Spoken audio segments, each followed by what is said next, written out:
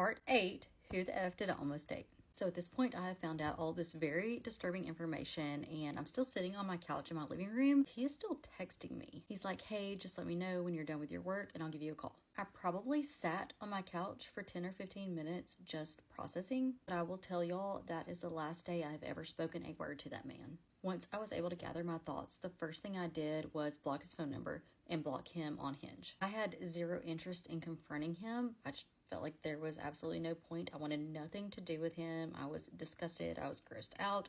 Like, I was just very disappointed, honestly, myself. Like, how could I have even let it get that far? Next thing I do is report him to Hinge. A lot of you have been asking in my videos, isn't this like HIPAA with doctors? Like, how can you access that information and disclose it? It is not the same. He was not my client. If he was my client, there would be attorney-client privilege, but because he was not my client, I could access public records. And everything I found was public records, which was why I could access it and also why I can talk about it. Anyone has access to it, not just lawyers. I just have like an easier way to access it. So you would think this is like maybe where the story ends. No, it is not. First of all, I provide Hinge with all the documents. I kind of tell them what went on, and Hinge does take down his profile, as they should. The same night, within hours of me blocking his phone number, reporting him to Hinge, and blocking him on Hinge, I get a text message from him. He was texting my phone from a different phone number. I don't know if he was texting me from a burner phone or if he had downloaded one of those apps where you can text from different numbers. I have no idea.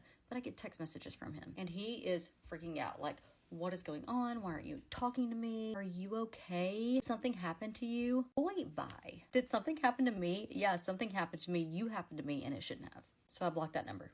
5-10 minutes later, texting me again from another number. At this point, I'm getting like a little bit concerned because he didn't know where I lived, but he did know where I worked, and I did not know what he was capable of. So I text my friend who was a police officer, like in the town where I lived, and I kind of let him know what was going on, and he said, yeah, if it continues, like, let us know, come in and make a report, and I'm gonna station an officer like outside of your house for the night. So I don't hear from Rob again that night. The police officer, bless his heart, he followed me to work the next morning, and I wasn't too worried about anything at work because I worked in like a very secure building on another floor, and everyone was like, at this point, kind of aware of the situation. Then when I was done with work, my friend had another officer follow me home and stay kind of outside of my house for the next few nights. Like, it was just kind of consistently the same routine with the officers just to make sure that he wasn't going to try anything crazy. I had never actually told him where I lived, but also I feel like it's not that difficult to find out where someone lives, so I was incredibly grateful. This video is getting long, but I am going to finish the story in this video. So being the brilliant person that I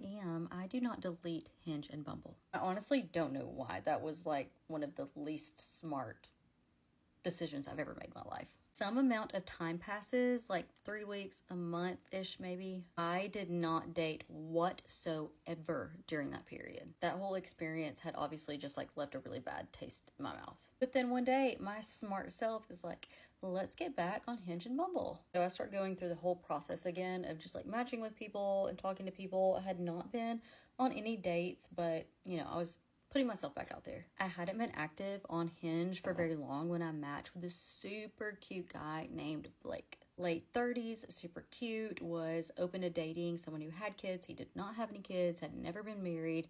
He had played college football. Honestly, super attractive, seemed really smart, and just like all around a really great fit. I'm gonna give y'all one guess what happened with Blake. I matched with him right away. I don't know where this man stole those pictures from, because I did not in fact match with Blake. I matched with Rob.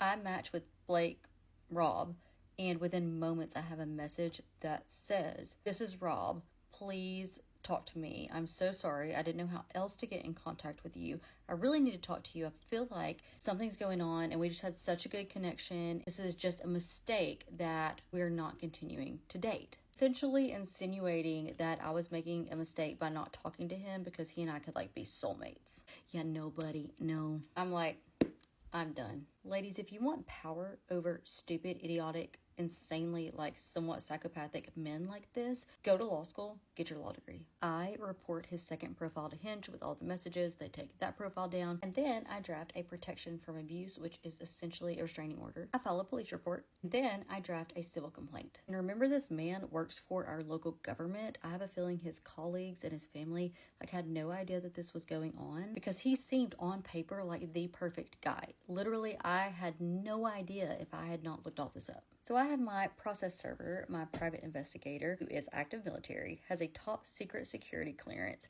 is 6'3", and a whole lot of pounds. Serve all of these legal documents to Rob at his place of work. And not only did these documents contain my own complaint, like all the things that had happened in my situation, but I made sure to attach all of the documents from all of the previous incidents that I am 99.9% sure most people in his personal life did not know about. I've never heard from Rob again after that, and I don't think I ever will. Stay safe out there, ladies. Pay for some background check software and use it. It could quite literally save your life.